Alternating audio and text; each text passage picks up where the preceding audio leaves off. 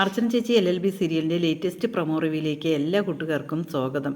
ചന്ദ്ര രുക്കുവിനെ വിളിക്കുകയാണ് കേട്ടോ. രുക്കുവിനെ വിളിച്ചിട്ട് കാര്യങ്ങളെല്ലാം പറയുകയാണ്. മഞ്ജു കാരനാണ് അർച്ചന എല്ലാ കാര്യങ്ങളും നമ്മൾ ഇതുവരെ ചെയ്ത കാര്യങ്ങളെല്ലാം അർച്ചന അറിഞ്ഞു എന്ന് പറയുകയാണ് കേട്ടോ. അത് കേൾക്കുമ്പോൾ തന്നെ രുക്കുവിന് ആകെ മൊത്തം പേടിയാവും. കാരണം രുക്കു ചെയ്ത കാര്യങ്ങളെല്ലാം അർച്ചനയും അച്ചു അറിഞ്ഞു കഴിഞ്ഞാൽ ഒരു പ്രശ്നമാകും. അച്ചു എങ്ങനെ പ്രതികരിക്കും എന്നുള്ളത് ചിന്തിക്കാനേ രുക്കുവിന് കഴിയുന്നില്ല കേട്ടോ. അച്ചുവിനോട് എന്തായാലും ശരി, രുക്കുവിന് നല്ല സ്നേഹമുണ്ടല്ലോ, അത് സത്യമായുള്ള കാര്യമാണ്.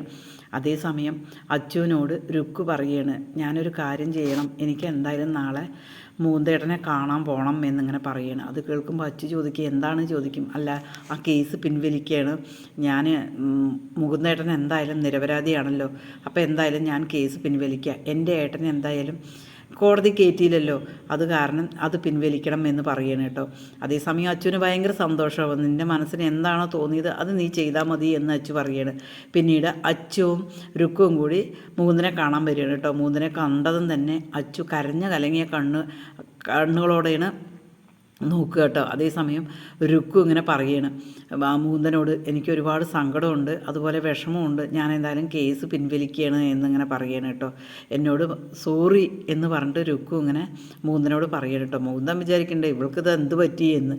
അങ്ങനെ സോറി പറഞ്ഞിട്ട് അച്ചുവിനും ഭയങ്കര സന്തോഷമുണ്ട്. അവർ രണ്ടുപേരും കേസ് പിൻവലിച്ചതിന് ശേഷം തിരിച്ചു വരികയാണ്.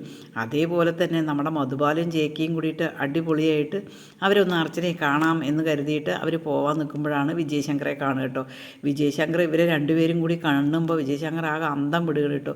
വിജയശങ്കർ മധുബാലയോട് ചോദിക്കണം, എന്താ ഡൈവേഴ്സ് കേസിന് നടക്കുകയല്ലേ, അതോ എന്നെ കാണാനാണോ വന്നത് എന്ന് ചോദിക്കുമ്പോൾ അല്ല, ഞങ്ങൾക്കൊരു ഡൈവേഴ്സും വേണ്ട, ഒന്നും വേണ്ട, ഭാര്യയും ഭർത്താവുമ്പോൾ പല പ്രശ്നങ്ങളും ഉണ്ടാകും, പക്ഷേ അത് ഒത്തുതീർത്ത് പോകുന്നതാണ് ഒരു കുടുംബത്തിൻ്റെ ബലം.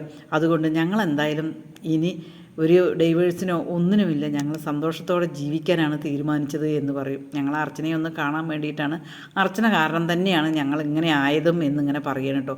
അത് കേൾക്കുമ്പോൾ വിജയശങ്കറിന് വീണ്ടും അർച്ചനയോട് കൂടുതൽ ദേഷ്യം തോന്നുകയാണ് കേട്ടോ. അങ്ങനെയാണ് വിജയശങ്കർ നമ്മുടെ അർച്ചനയെ ഇല്ലാതാക്കാൻ വേണ്ടി ശ്രമിക്കുകയാണ്. ഈ ചാനലൊന്ന് സബ്സ്ക്രൈബ് ചെയ്ത് അതേപോലെ തന്നെ ഒന്ന് ഹൈപ്പും ചെയ്ത് സപ്പോർട്ട് ചെയ്യുമോ?